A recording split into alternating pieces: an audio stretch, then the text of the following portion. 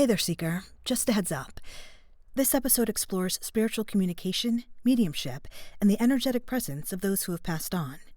We speak with a practicing medium about connecting with the spirit world, ancestral messages, and personal readings.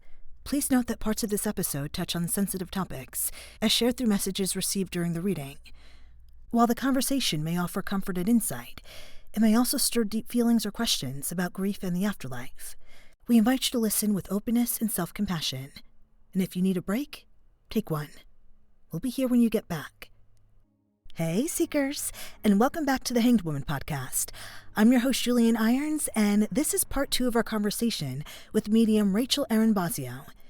Now, if you haven't listened to part 1 yet, I highly recommend going back, because we explored the energetic side of death, what it means to connect with the other side, and how mediumship can help us grieve, heal, and even grow. So today's episode is something a little different and deeply personal. Rachel offers me a mediumship reading, and you'll hear what it's like to be on the receiving end of a connection with spirit. So whether you believe in the afterlife or you're just curious, I invite you to listen with an open heart. This episode is tender, funny, emotional, and full of insight into what might be waiting for us beyond this life. So if you're ready, Seeker, let's get into it. This is the Hanged Woman podcast, and I am so excited to hang with you.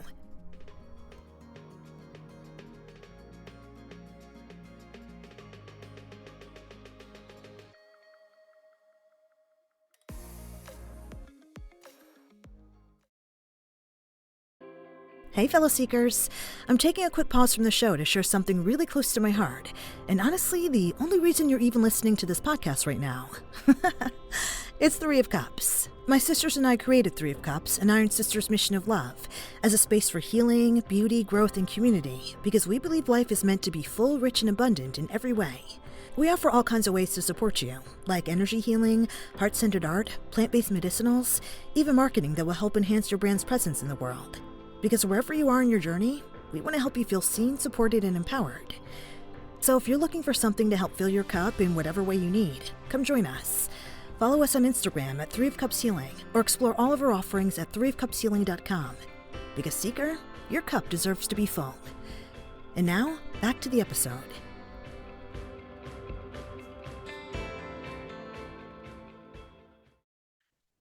Okay, so I'm just gonna feel into your energy. We have a female. I feel her energy a little stronger than the others right now. So I feel they are all kind of in agreement that she's who needs to step forward. So the first thing that she kind of said was like, hey, you. Very subtle. She has a really peaceful energy, and I think she's trying to be gentle for me. I get that about her nature. Okay. So I'm just kind of going to feel into that nature, that gentleness. Feels very kind of, I guess the word is responsible. Sure. She keeps kind of showing me her, she's fashionable. Okay. She's just like, you got, come on, see the whole thing here, the whole picture. It's a whole thing. Oh boy. Okay. So she is very subtle with her energy for me because she is a big energy and she was that on Earth, right? Yeah. So she's like, let me tone it down. Let me pull it all in together. And she keeps saying, babe girl. Okay. And I feel a sense, it's funny because I feel a sense of motherhood and responsibility for you, but she's not, right? Right. And I also feel this deep throughout all time, I mean, many lives of friendship and closeness. Okay. She's talking about all the baby girls. Okay. See them because she's listing them. Oh my God. Are there 3? It's so fast because here's the thing. The person who I think you're talking about, I can understand there being like more than 3. Like there's like, I guess I just need to know. No, everyone's her baby girl. She feels like she is trying to communicate with, in the sense of very specifically three Mm. people. Mm-hmm. Okay. And this is, she keeps showing like this, my Mm. soul, right? Okay, she's showing me Jay's. See if she'll give me more. Okay, she's going really fast. She's listing like everybody. I'm gonna try to just one image at a time. So I keep getting the letter J. That could represent you, or it could be her name. I didn't ask her, it's just what she Mm-hmm. showed, Yeah. right? But it feels significant throughout Yeah. everyone. Yeah. Okay. Now I'm conflicted on who it is. So this I just asked for you. Yeah. This your sister. Okay. I got no. Oh, So I am gonna muscle test it, okay? okay. Is that who you thought that it was? No. Okay. So, okay, yeah, no. All right. So why does she feel, is this so where she's standing behind you almost feels like she's right in cousin, friend, auntie, and I feel she kind of engulfed all of it. Yeah, sure. Yeah. Yeah. More like yeah, friend, sister, but like chosen sister. Yeah. Yeah, she's really funny. She says, I'm so glad you did this because now I don't have to haunt you. And she said, she'll get that. That's me. I feel a sense of life of the party from her, but also she could step back and let others be that. Mm, And it was like she intuitively knew when, right? mhm. She knew when you needed to shine. She knew when someone else needed to shine. And I get that like vibe of, I don't want to use the terminology, but she keeps saying it like ride or die. That's what we do for each other, right? I'm so glad you said that. Yes. Why are you moping around for me? Why do you mope around for me? That sadness doesn't do you any good and it doesn't do me any good. Yeah. Okay? I know you love me. I love you too. It's reciprocated. This is a reciprocal thing and it keeps us connected. Yeah. So it's okay to let those feelings come and it's okay to let them go. Yeah. You're not honoring me by hurting for me. Mm. Okay. Now, I'm just going to ask her something real quick. So, her passing, I'm just going to fill into it. She's a little, I don't want to use the word closed off, but hesitant. Does that resonate for that passing? I don't know if I understand. Like where she wouldn't want to share it. Mm. Mm-hmm. Okay. So I'm not going to force her. I'm going to let her just share what she wants to. Yeah. I do feel shock. That's a big emotion with this one. Yeah. And oddly, the word passionate keeps kind of coming, or like passion keeps coming forward. Regarding her passing. It feels like that, but I'm going to Mm. differentiate real quick and Mm. see if that's what she means. Yeah, she says yes. Mm. So this person feels very open to a lot of different beliefs and ways of life. She's kind of like a no judgment, do you? And Yeah.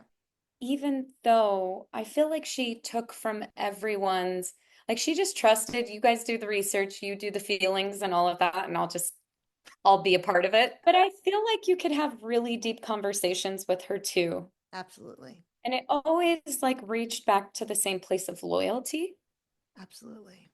She's still not ready to share her passing. She gave me a few emotions of it, Mm.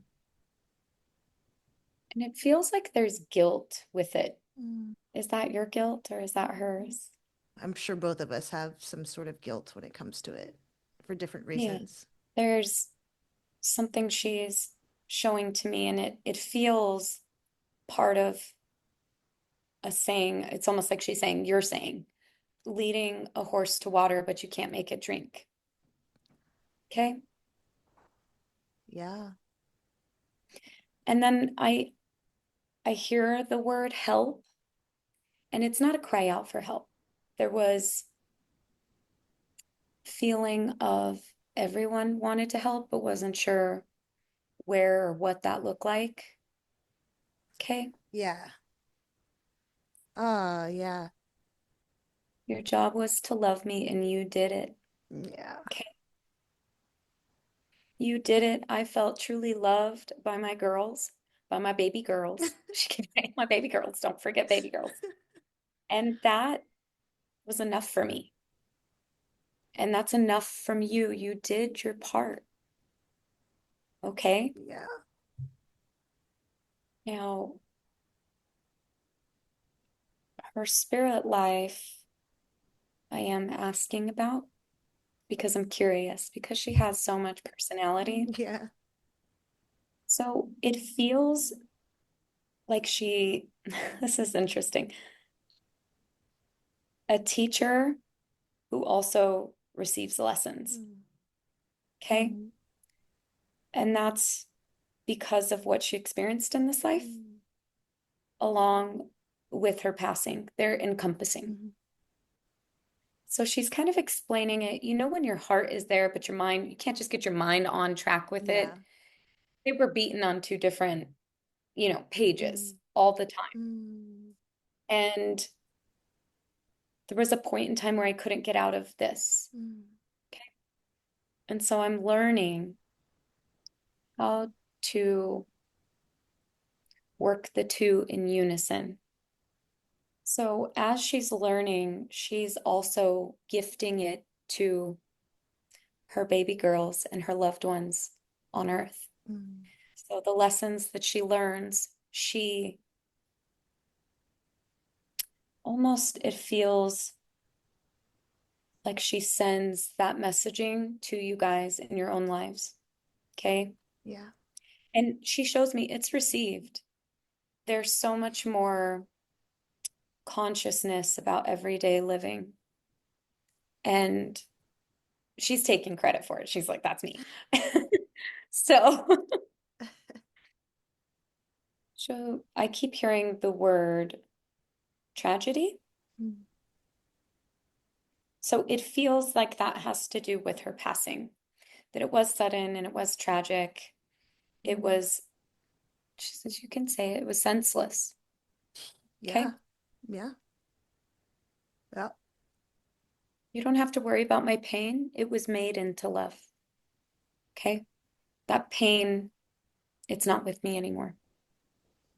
And the only people that carry it for me are you guys on earth. But I don't want you to carry it. I want you to carry the love. I want you to transmute it and turn it into something that can be spread throughout. Mm. Is there a trip? It feels, I don't want to, I hear the word trip, but I'm not seeing it visually. Mhm. So it either hasn't taken place or it took place and she hasn't shown me the memory of it just yet. Mm. Okay. Mhm. She's making some type of very philosophical joke here. Something about taking trips and the word trip, and we take trips to take us away from what we're tripping on. That's what she's saying. Okay. The goal is to live our life Okay. as if we're on that trip, right? Not in the trip. We're not tripping on when we're on vacation, when we're on a trip, it's love, it's having a good time. It's you're gentle with each Mm. other, you're gentle with yourself. And that's what she's saying. That is the key to life. That's the key and the gift that I want you to know. Those trips meant something to me because it took away everything we were tripping on. We worked through it together, or it just disappeared, really. It went into the clouds, and then we return and we find something else to trip on. So the key is to always try to find that feeling that you feel when you were on those Mhm. trips, right? And I think that's a great guidance for life Yeah. for all of us, because I feel this. It says, I love you, you do you. And she's saying, you do you, baby, do you, baby. I feel like there's music, but I can't quite like feel into what it is. It's almost island music. I feel like this is like, is this where you guys went on the trip? Is that what she's kind of just doing a little groove for me? It feels significant, so we'll just hold on to that. Do you have any questions for her? Honestly, I just want to know if there's anything she wants us to tell Deb. That I lived my life and she needs to live hers. This feels, there's a lot of grief here. She's Mm. really Mm. emphasizing her ownership in her life and the path. Okay. And she's kind of pointing to her death for some became the center point for others' lives, right? And she's saying, don't put that on me. Don't put it on me. Yeah. I made choices. I live with them. I'm learning from them. And you're all going to see me again. And it's going to be a party like it always was. And then it's all love, like all love. It feels like that's what she's saying, all love. So I'm filling into another energy. I feel like you got a lot of female energies Yeah. Yeah. on this side, and it feels, I will say, I when I feel this, it goes throughout time and space. So it feels like your records, your divine records Mm. date back with these women, and that women, that bloodline of feminine energy runs very Mm. deep in your family. Absolutely. Yeah. Yeah. But this one is, it is a female. A little timid in her presence. And not by her. It's Mm. she's very, very wise, very intelligent. I can feel it and almost see it off of her. Okay. So this Mm. is, it feels like this was a sudden passing. So I'm gonna throw this out there because I have like a raging headache right now, and it doesn't feel like it's mine. Yeah. Yeah. And this is from the passing, Yeah. and it almost feels ticking, like a ticking Mm. time bomb. Okay. Mm. Mm. There's a pressure that isn't like a normal headache, and that's what Mm. I feel. Yeah. I hear almost this internalized ticking. Mm. Are you okay? Mm-hmm. I feel like she had headaches a lot. Mm. It feels like this was maybe undiagnosed. Yeah. Right? They were bad. I mean, they were like kind of had to stop all things, even though she still would push through. Yeah.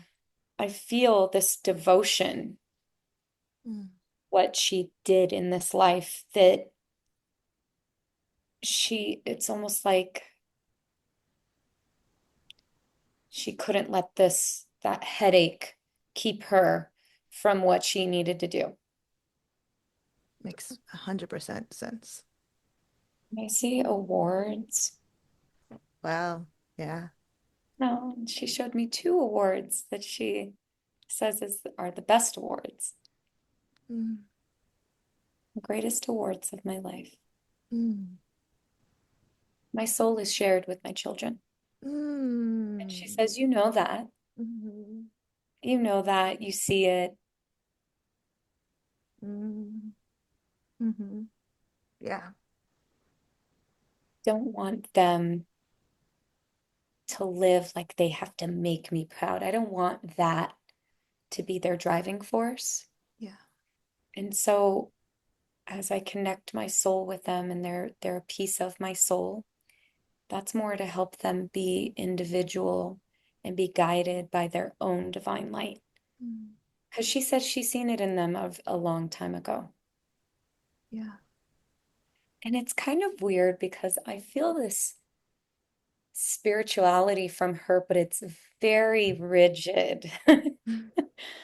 It's rigid in the sense that she also combines it with physical intellect or Mm. science, really. Does Mm. that make sense? I think so, yeah. She kind of prides herself in that because I don't think there's a lot of people, and it doesn't feel, she felt very alone in that, Mm. in her line of work, that there's a spiritual aspect to it, whereas everyone was very science-based, Mm. right? Sure. And a lot of people didn't go that deep, but she always kind of had this deepness, Yeah, really, absolutely. this depth to her. Yeah. It feels, she's just kind of showing me, this feels like mother, Mm. like a shared mother. And that just feels like this is how she's kind of showing me because it feels deep. Mm. So mom is the roots, and you are all the branches of what came from that growth below. Mm. And she instilled it in it's in every ring throughout every branch, right? Mm. And she says that's the depth. I can't take credit for it because it's not mine. Mm. It feels like she's saying Mama raised us in joy.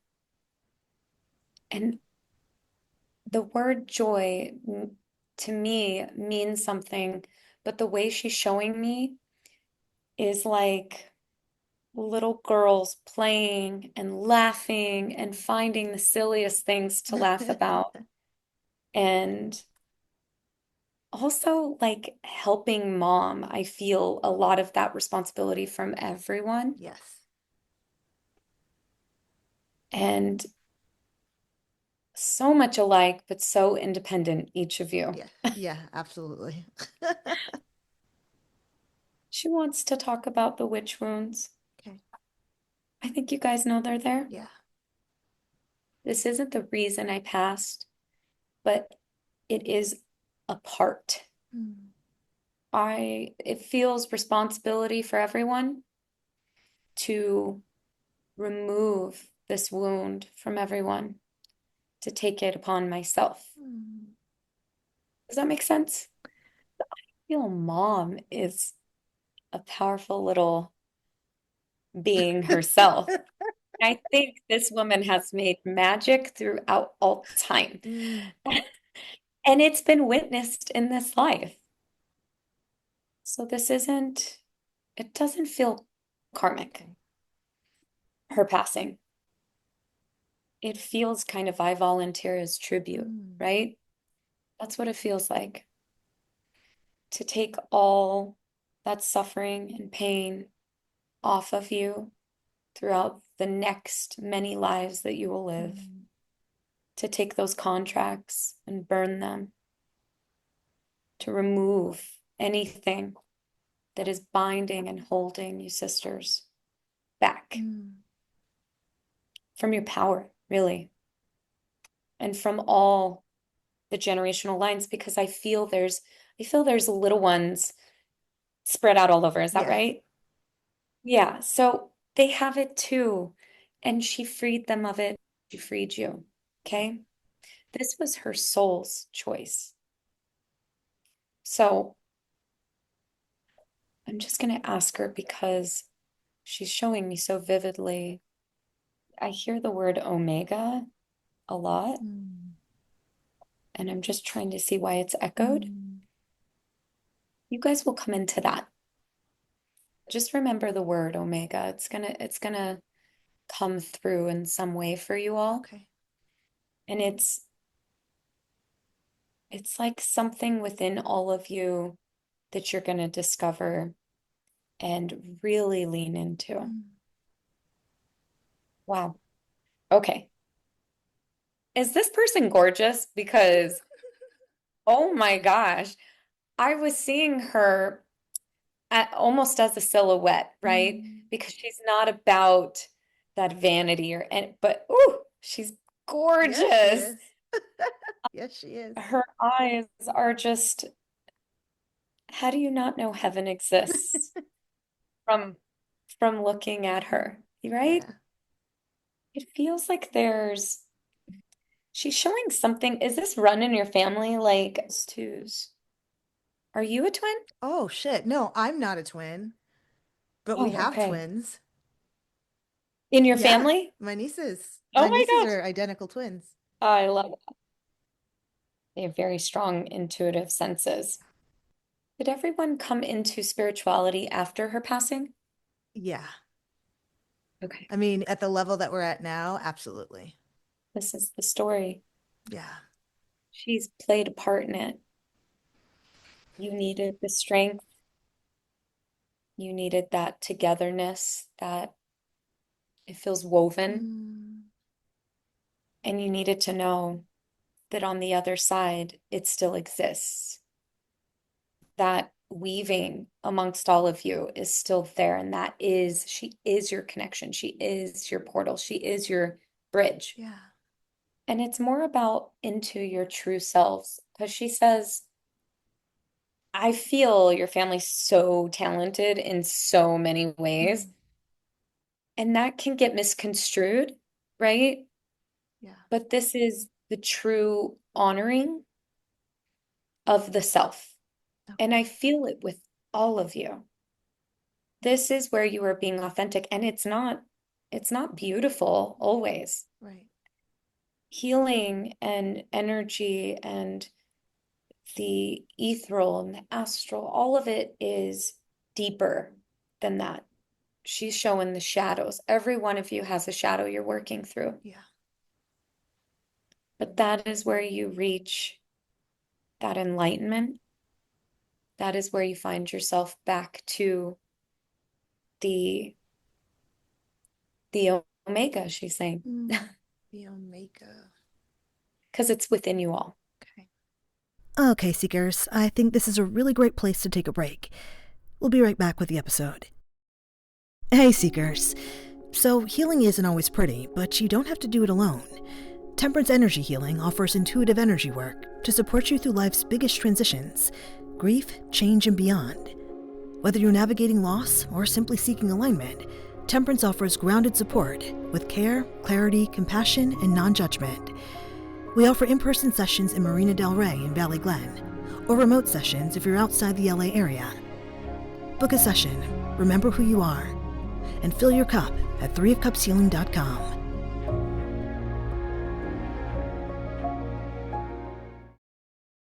So I feel sadness, but she's not focusing on it Mm, in the sense where it's holding her back in any way, right? Because our grief and our sadness, when we don't move it, it it stays, and it also kind of stays within them. mm, But I don't feel that. I do feel that everyone is honoring their emotions and their sadness and their grief, but that there's celebration. yeah. This is also with her family. What do you mean? It feels like with her children, Mm-hmm. it feels like there's a man, but I feel like he's slightly closed off from everything. Mm, But he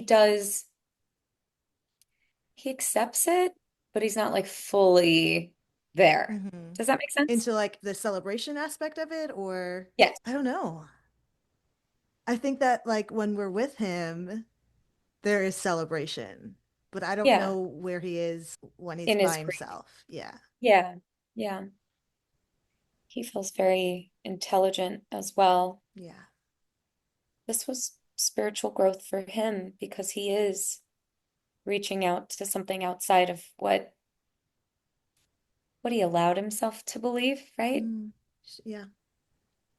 And there's like a sense of it does for him, you can fake it till you make it, Mm-hmm. right? And this reading isn't for him. She's just kind of showing so everyone can understand where his grief lies Yeah. and how intricate he is in the growth of their children and really the livelihood of her spirit on earth. Yeah. Okay. She keeps saying beautiful man, my beautiful man. Like beautiful is what she's using to They describe were very much in love. Yes. And it was a beautiful love. And she feels at peace. I think that the hardest part is accepting that. But for her, she feels just I feel like she even took care of other people and really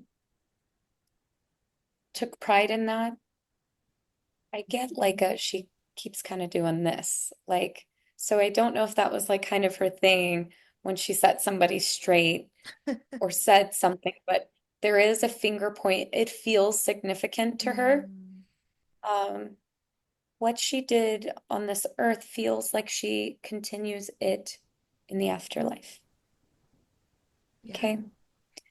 It feels important because it is helping souls who had a much darker path, who almost had a block of self. Does that make sense? Yeah. And she's doing that in the afterlife. Wow. Yeah. It's an exchange. This is something she just understands the way we think, we behave. And then her spiritual side of it is what is teaching them where it was lost, where that disconnect happened in their life. What's kind of funny is I feel the presence that was here before. I feel that sister helps her. I feel that there's an understanding of that sadness that she endured. It was masked, it feels like in passion and That makes sense. she wants you to know she looks after her. She teaches her. And she also wants it to be known, because I just said that she's not just the teacher, she learns too. So everything there is an exchange, it's give and take. And that's what isn't always present in our life on earth. We feel taken advantage of, we feel we give, we give, we give. She is not someone who felt that way. And I think because of that, her work was really beautiful and profound because she didn't need someone to tell her that she helped them. And because of that, she was rewarded greatly by that. It feels unconditional. She had compassion. Yeah. So, do you have questions for her? I want to go back to the witch wound. Can you first explain what the witch wound is? A witch wound is a intergenerational or personal, even a collective wound or trauma that stems back from the historical persecution of those accused of witchcraft. And they were primarily women.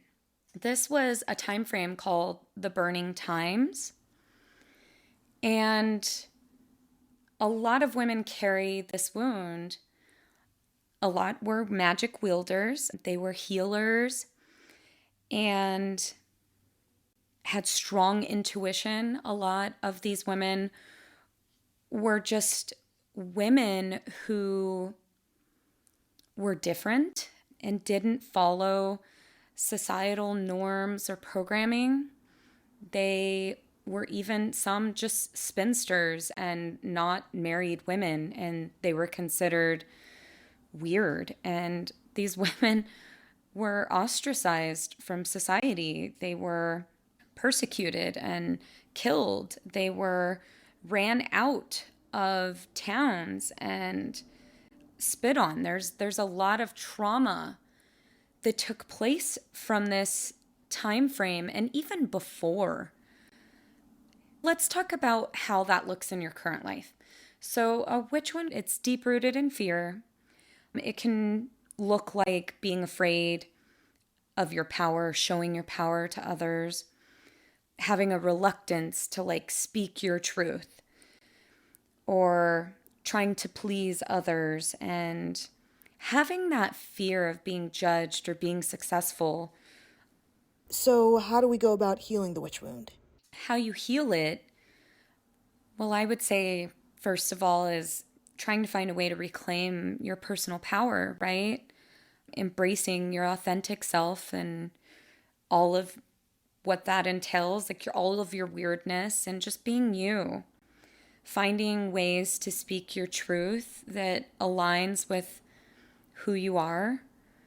You know, this wound is different for everyone. It can be from past lives and it can be intergenerational. And what that means is that it's passed down through families and culture, the different cultures. So when we talk about how to heal it, like with any type of healing, healing isn't linear. Layers are going to come up.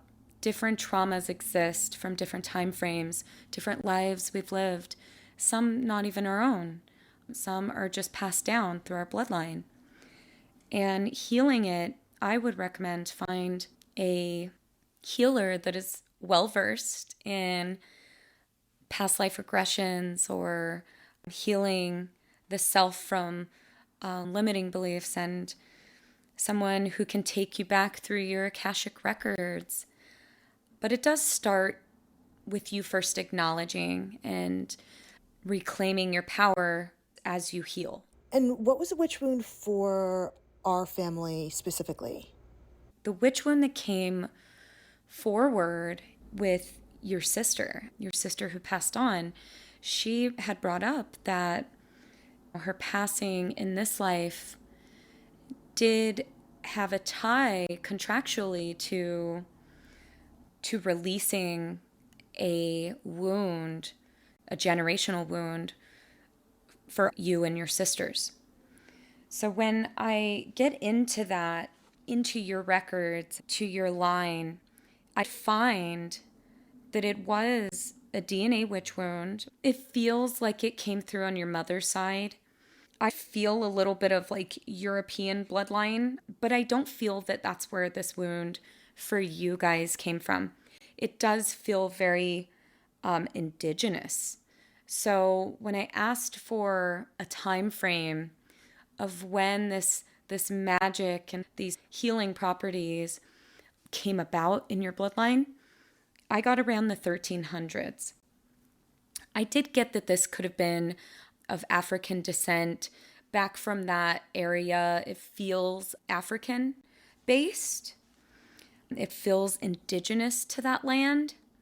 And it carried through for many, many generations. And it typically was in the men. That's where, when I first asked, like, where did the magic come from? Where did these supernatural abilities, where did it start? And I saw mostly men.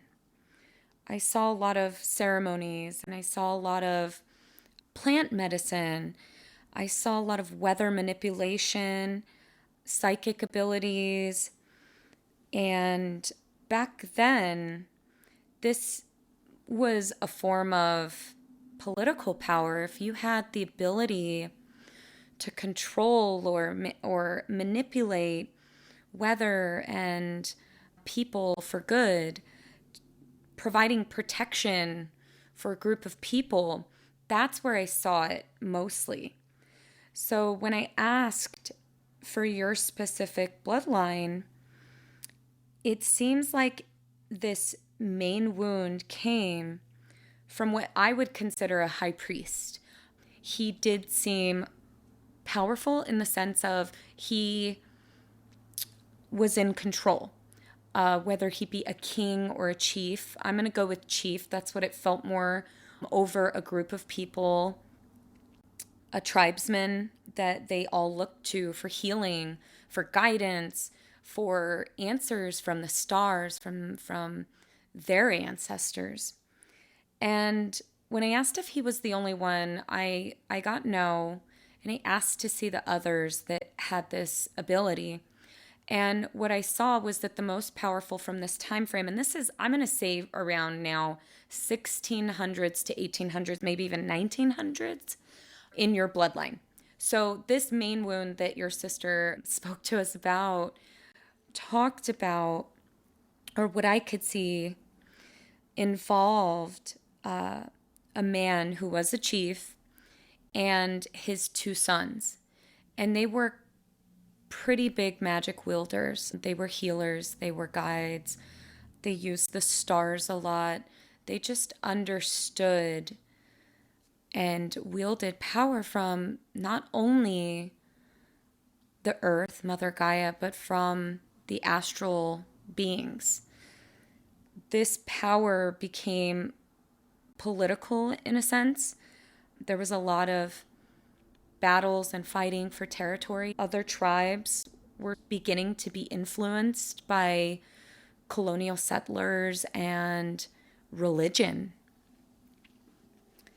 This man, this chief in particular related to you, had the ability of sight, so foresight. And he could see what was coming. He could see a battle was coming that he was probably going to lose. So it was decided that the supernatural abilities, the gifts, needed to be transferred. And what I saw was that this magic was going to be split amongst his 6 daughters. So some type of ceremony was performed before they were attacked by other tribes and by the colonial settlers. This chief, in order to protect the magic and protect his people, transferred the magic and the supernatural abilities that he had and that his sons had to his daughters. And when I asked how many there were, I got 6. I got 6 daughters. And it was split amongst them. It was spread out. So each having at least a gift or 2. And they all differed from one another. These women, his daughters, were fearful of this. They did not want it. They considered it a curse. Why? Is because women didn't hold the same value as men. And they knew that. And they also, in that time frame of that transfer of gifts, they witnessed their father, their chief, and their brothers be murdered. Their tribe was ravaged, and they were fearful of what was coming for them. And they were fearful because they didn't know how to control it. They weren't taught magic. It was just bestowed on them. So women have a tendency to come together, especially sisters, right? I saw these 6 sisters come together, putting each of their abilities together, kind of creating a more powerful force. And I think they felt safe in that. They knew that another war was inevitably coming and that they would probably lose. Once their village and their people and their tribe was split up, they were shunned. They were kind of kicked out of that society, that new blended tribe, because people were afraid that they would be persecuted because they were going to be persecuted. They were outcasted, and in that, they had to survive. So what they chose to do was, in secret, teach others magic. Teach others how to heal, while they also healed others. People came to them by word of mouth. And they also became entertainers with their abilities, their gifts, and spellcasters. They did what they needed to for survival.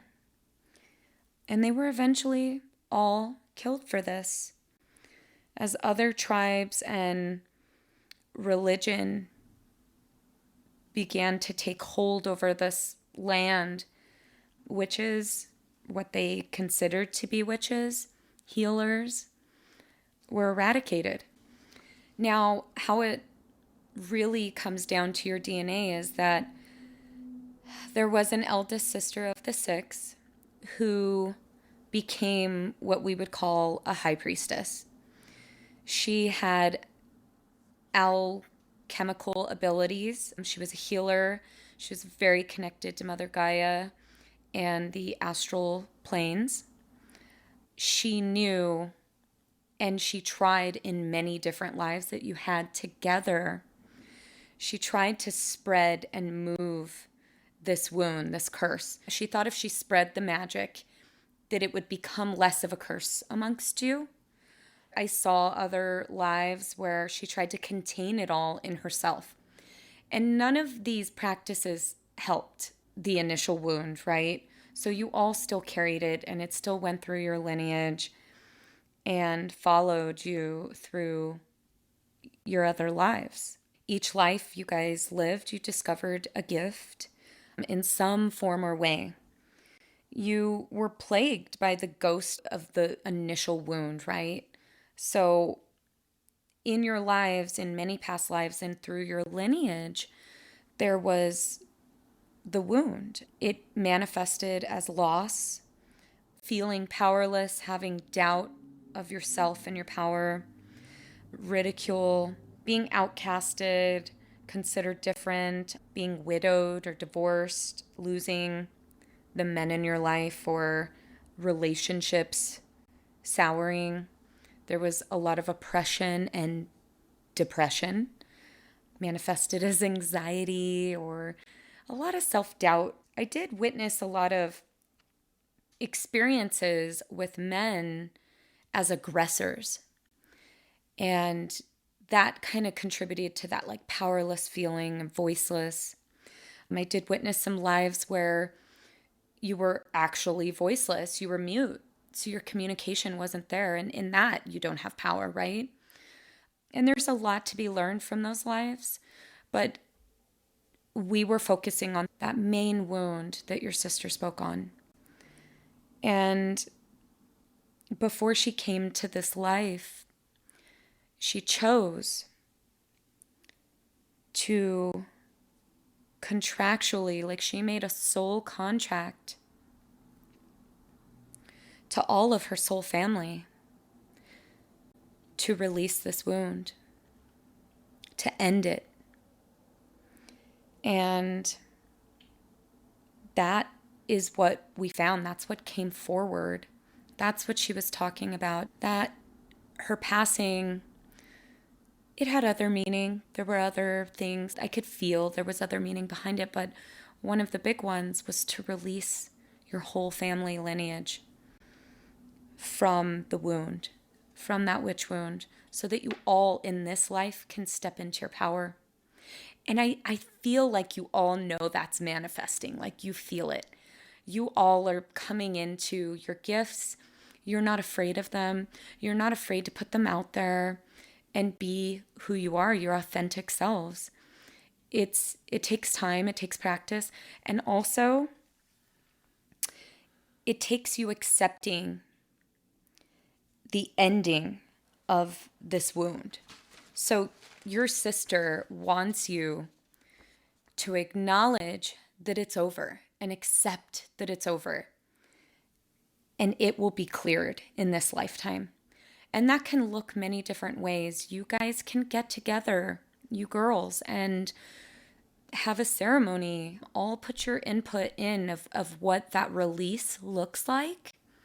You could have a little bonfire. You can release it by burning papers of that oppression, the voicelessness. You can write those words or feelings or beliefs and release them. You can see the wound itself in your mind's eye and release it in a meditation together.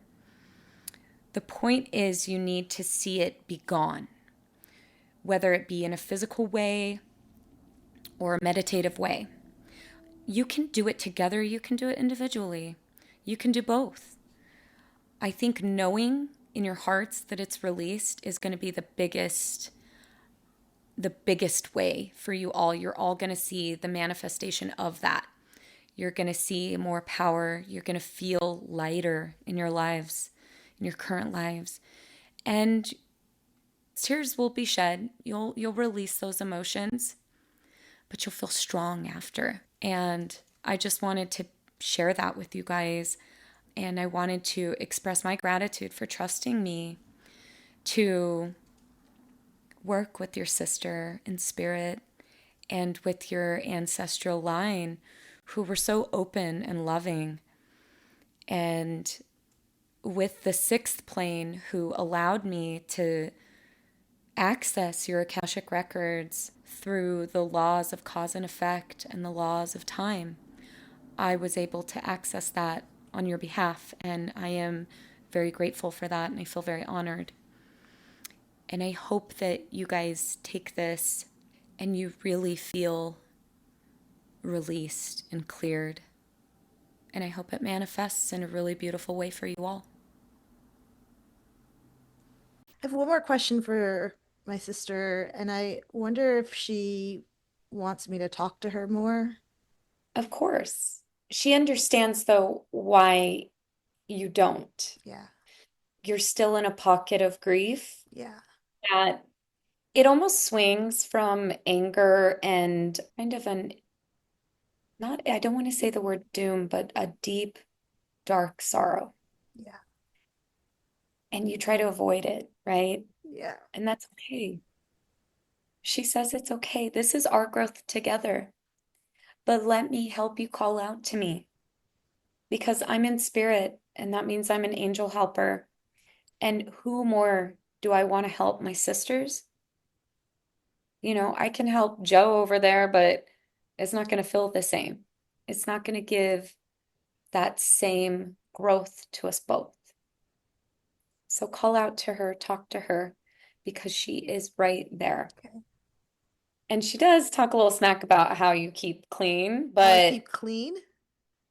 oh, I get what she's saying. Okay, I misinterpreted that. It's interesting she used this word, but that's the word that came through. So we're like talking through like a tempered glass, right? That clean, it's not your place. Mm, It's the space of you. So there's a heaviness that isn't sister, and it's a part of your soul growth. I think this has helped you grow into knowing yourself and just taking off the gloves, taking off the mask, and be raw and real. And you're cleaning up that space, and it takes time. I feel like you're going to have a resolution. I feel like there's going to be clarity, and that space is clean. You're going to feel her, and your senses are going to wake up like that. She's showing me this gift of mediumship. It is not to me alone. You have it in you. is the heaviness something that I picked up? Feels like it is something, an event, an aspect of life.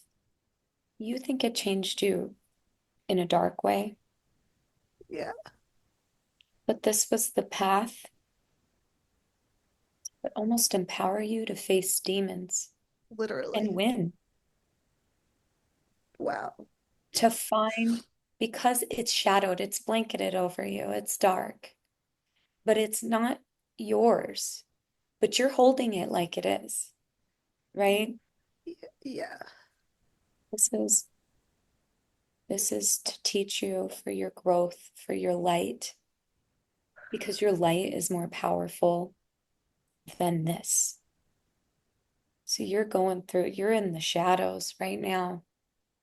And Yeah. they talk like there's those buzzwords, shadow work, right? This is real shadow work. And the thing with this shadow is that it doesn't just involve you. It almost feels like it involves, like, I don't want to say it because I don't want to scare you, but it's not anything to be afraid of. I don't want you to be afraid of dark energies. But this is a human form of an incubus. So you're in LA, yeah? You Yeah. face demons every single day. You may feel the heaviness of them. You may feel it walking down the street. You may feel it in your life from this one. That's only because your light is so bright. Okay? It's almost like when you're afraid of something, you just almost attach to it for it not to see you, right? Yeah. That's what that's doing. But you're more powerful than this, and that's what sister wants you to know. And you're gonna find that light. I feel like you've come across it a few times, but I feel like you can't hold on to it, like you need your hands for something else. But that light doesn't need you. It lifts inside of you. It doesn't need to be held by anything. It just needs to be up front. She says the funny thing is that everybody can see it but you. But that's what people who are light workers who come to fight the shadows, that's what they do. That's what they see. They're in battle so much and under armor that they forget their own light, right? That they have it. So you can take off that armor. That light is your armor. You don't have to protect Oh, yourself from this darkness at all because it can't win against you. And it's going to be a big thing. I think you know that. And I think that's part of the fear. I feel it almost feels tied to relationships and people and acquaintances. And you don't have to be ashamed or embarrassed of anything. Your light, they're lucky to have it in that city. It's the only thing that is keeping it afloat. Do you understand? yeah. Their light is what's protecting them, whether they know it or not, whether they still succumb to their darkness, your light's still there protecting even those that have lost their way. You're the lighthouse. You're the one sticking up out of the fog, turning like, hey, this is a safe haven. I'm here. I can protect you. Okay. Yeah. Yeah. This is the time.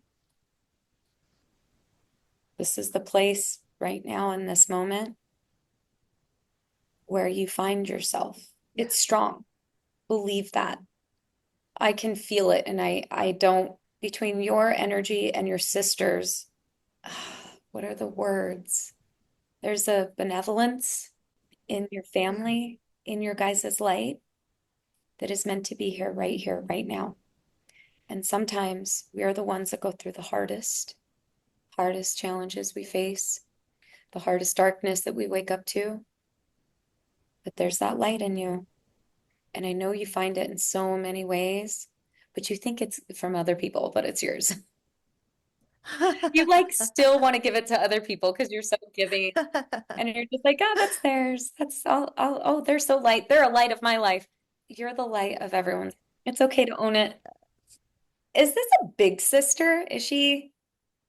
Because Yeah. she's like, kind of like, almost like, I taught you to be tougher than this. I taught you Yeah. to, kind of like, I roughed you up enough to know how to get through this and see it within you. And there was a Yeah. reason for that, I guess. But her light's with you. You have a force behind you. Your sisters, I don't know if you guys do this, but I see hand holding. And Mm, I don't know if this is a message from her that almost ignites your fire, your flames within each other, or if mm, this is something that you already do. But a lock of hands between you all, mm. making a circle, lifting them up, and just I don't think you have to say anything. Just feel in your heart center her with you all, and that she's a Yeah. part of that and in locked with you. And there Mm. is so much healing. There is so much power. There's so much energy to be harnessed in that. It's beautiful. Yeah. How do you feel? I feel at peace. I also feel like everything that you've said is right on target. And what's so interesting about what I just experienced too was that it felt easy. Anytime I had a moment of doubt, which went away pretty quickly, which I guess is just a natural part of being human. It is. Our ego brain will shift right in and be like, this isn't real. Right. Anytime that would happen, and I would say to myself, open up your heart, relax, you're okay. You would inevitably say something that would like make me believe in your gift and in your power. That's really cool. Well, I appreciate that because not everyone understands that the sitter matters. Your energy matters. Yeah. So when there's skepticism and you can open yourself up, like, you know what, I'm just going to receive what comes with love and just take it. I said in my head, this is not gonna work if I close myself off. And people do, and that's very normal. I mean, Yeah, even myself as the medium, sometimes I close myself off. And the right. spirit at the end was like, why didn't you say this? Why didn't you say this? And it's like, I'm sorry.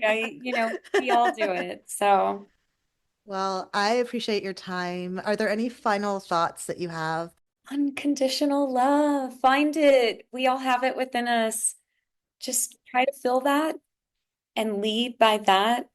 And honestly, find your own path, do your own research, find your own belief system. I'm not the say all of everything, and no other medium is, and no other psychic is. We want someone to tell us the answers when really the biggest thing is to seek Mm, within ourselves, yeah. right? Do you feel complete? I do. Where can people find you if you want to be found? Oh, I want to be found. No, I want everyone to find a medium that resonates with them, that they feel a Mm. connection with. And if that's me, wonderful. I would love to help you. You can find me at afterlifeconnections.net. That is my page. From there, you can find my Instagram. Thank you so much for being here and being on the show with us and shifting our perspective. It's been amazing. I appreciate that. Thank you for having me. It's been an absolute pleasure. Thank you so much, Seekers, for witnessing that with me. Sharing that session definitely wasn't easy because it brought up a lot of emotion and a lot of unresolved grief, but I am so grateful to Rachel for holding space and offering her gifts with such care. Some of the things that stood out to me was the first person that came through was definitely my really good friend Maxie. It's only been 9 months since she passed, and she definitely had huge energy. She worked in PR and would always invite us to these amazing concerts. The last concert I saw with her was Lizzo in Vegas. And Maxie would just throw the best parties. Parties for her birthday, parties for holidays. Maxie also just brought in all people from all walks of life. Like, she did not care who you were, but if you had good energy, she would bring you into the group. And I won't comment on her death because she obviously didn't want to, but I will say that she had an eating disorder. And that wasn't ultimately the thing that took her out, but it was directly connected to it. So when Rachel was saying leading a horse to water, but you can't make it drink, that is exactly what it was for all of us in Maxie. We all tried to help her, but we just couldn't figure out how to save her. And it was so on point when Rachel said there was like this disconnect between Maxie's head and her heart, because we knew that Maxie wanted to live. I mean, she froze her eggs so she could have a baby sometime in the future if she wanted to. Like, we knew she wanted to live, but she just couldn't get her eating disorder under control. And to talk about my sister, Jamila died of a brain aneurysm, and so when Rachel was like she has this raging headache and it's a ticking time bomb, I was like, holy shit, yeah, that literally is how she died. My sister also loved her work so much. The connection between spirituality and science was like so on point. Jamila was a child psychologist, and we grew up in a very Christian home. And while I'm not sure if Jamila was Christian at the end of her life, she was very spiritual. Like, she had a spirituality to her. And so I'm just blown away by that connection that Rachel made about her. If y'all feel moved to give, we're honoring Maxie with donations to causes close to her heart, St. John's and Planned Parenthood, and my sweet sister Jamila by supporting the Sharing Network, which helps save lives through organ and tissue donation, just as she did in her passing. And then the witch wounds. 3 of Cups, the Hanged Woman, we would not be here right now if she hadn't passed. Because Janine, who is the mastermind behind this company, she never would have moved to Los Angeles. And Jasmine and I probably never would have tapped into spirituality in the way that we did. And we sought spirituality on a deeper level than we were able to find as Christians, and we did that because she passed away. It makes so much sense to me. Also, the twins came up. Janine's twins are named after my sister. My sister's name is Jamila Elisa, and my nieces' names are Mila and Elisa. I didn't catch that in the reading, but I'm pretty sure that's the reason Jamila brought them up. There were so many other connections that Rachel made that I'm seriously so blown away by her gift. So, Seekers, this episode is the perfect way to wrap up our theme of death, dying, and the afterlife, and shift into a whole new topic: money. How we manage it, what it does to our brains, and if we can manifest more of it. I promise you will not want to miss the shift. If you like this episode, don't forget to like, share, and subscribe. This is the Hanged Woman podcast, where perspective is power. We'll be back next week. Until then, hang in there, Seeker.